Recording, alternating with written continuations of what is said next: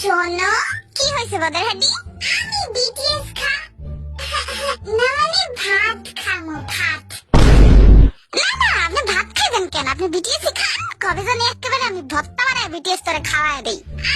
মা চিত্তা যাও কেন? যা সর আমার সামনেতে। আচ্ছা যাইতাছি। ও মা, আমি বিটিএস দে খালি বিটিএস আয়া পড়ে মুখ দিয়া। না মা, আমি ঘুমাইতে গেলাম। হ্যাঁ বদের হাড্ডি, তুই তো পাগল হইছস, এখন আমারও পাগল বানাইতাছস। যা সর। মা গো, পাশের বাড়ির বিটিএস না মানে খালাই তোমারে ডাকে। যাও যাও, খালার কাছে যাও।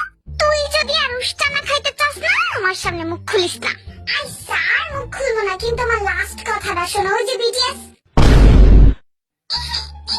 না মানে, ও বাবা, তোমারে ডাকছিল, এটাই কইতে চাইছিলাম আর কি। এবার তো আমি ঝাড়ু দেই আনতাছি, খা তুই।